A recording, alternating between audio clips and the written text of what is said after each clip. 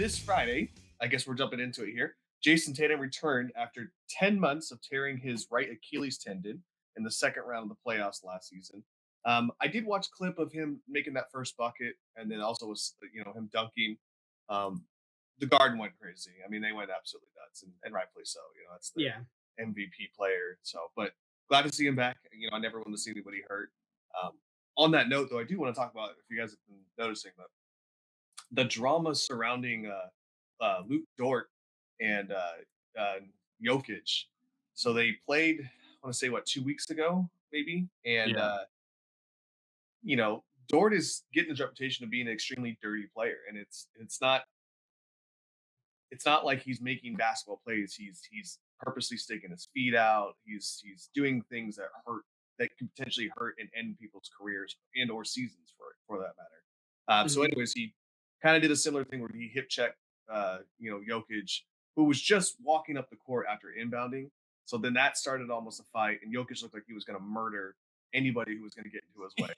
Um, and then like the last night, there was another foul on him where Luke Dort, purposely swung and with his backhand and hit him with his elbow on Jokic. So I don't know what it is. I don't know if Jokic, if his brothers are now creating a hit list for Dort, but I think Dort needs to chill it out because it's one thing to be an aggressive player, but to be labeled as a dirty player and you're doing it without the means of the confines of a basketball court. Like, you could say what you want about Draymond. Does Draymond have dirty actions? Sure, but is he a dirty player? Is he maliciously trying to hurt people? Is he trying to be like Bruce Bowen, where he sticks his feet underneath people and they shoot the ball? No, that's not what he's trying to do. But this is what Dort is doing. So I don't know. It's an interesting saga to see at this point, and I don't know how much further the league is going to let Dort get away with some of his antics and actions. I know that OKC is kind of the golden team right now for Adam Silver, but yeah, sometimes you got to draw. NBA needs to follow what hockey does. Let the players just sort it out middle of the court. Yeah, I agree. Just let him go. I would love to see a beef stew and Jokic fight. Let's do it. I want to see it. I know who Oh, I'm taking. Yeah. After Oh, we seeing also them eyeballs, oh, Yeah, we can't Jokic forget went that crazy. Dylan Brooks also got arrested on the suspicion of the DUI. That Too. is Speaking of true. dirty Yeah, players, so yeah, just that's you know true. that was Friday morning. yeah. Just throwing that out there. It's a little note. Just dirty players doing dirty things. Just throwing that out there. Well, this week there was some basketball games. The Yeah. Warriors did. Hey, look, we're back to being mid again. They lost 114 to 101 to the Clippers on Monday. They won in Houston in overtime, which that was a fun game. 115 to 113. Given that there's no Steph Curry, and that was basically, you know, a gutsy win. I think that Houston game was a bright spot in what was not such a great week for the Warriors. They do lose 104 to 97 to OKC on Saturday. That's the game where Porzingis returned after 6-game absence due to an illness, which is being classified as a mysterious illness. It's ridiculous.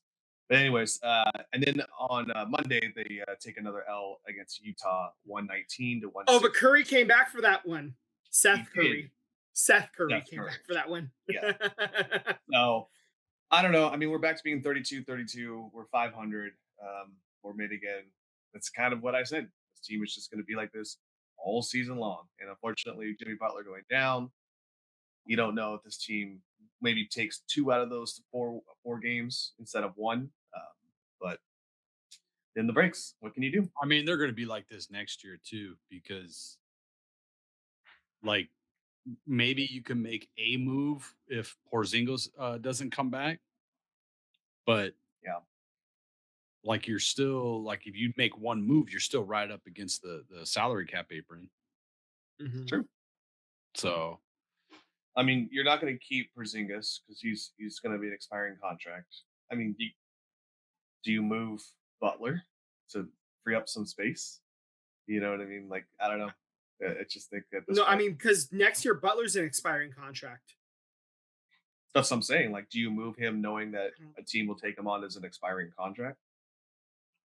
You know what I mean? I just feel like I don't know. Part of me just feels like even if you make those types of trades, you're just kicking the can down the road because you're no one's going to look at Jimmy Butler as a piece that puts you over the top. So, like, what are you getting in return? Yeah. So, and the same thing with Draymond is, he's playing okay, but another team is not going to value him like, oh, yeah, this is going to put us over the top. Um, so I feel like we've said this before. I know I've said this before is that it's the next year's the farewell tour.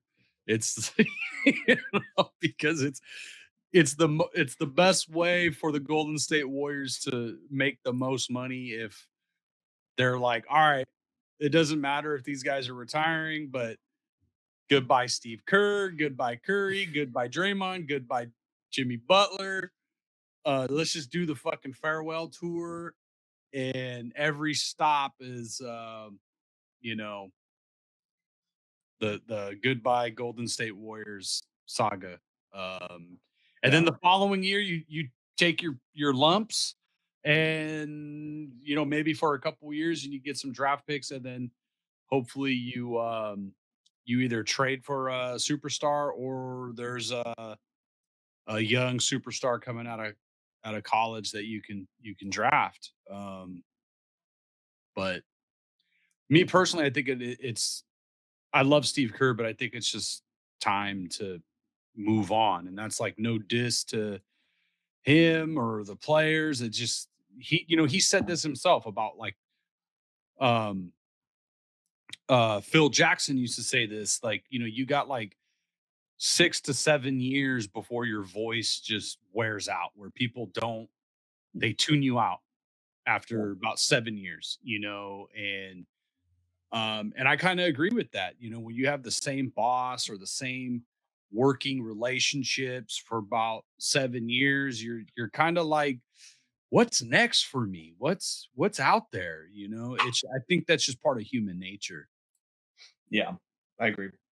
I mean, we'll see. That's why they get paid the big bucks to figure out all these problems that us fans get to talk about on a Monday/Tuesday podcast. Yeah.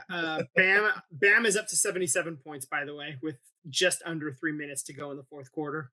Uh, so he's right Also, there. He's right on the doorstep. Records right there. Yeah.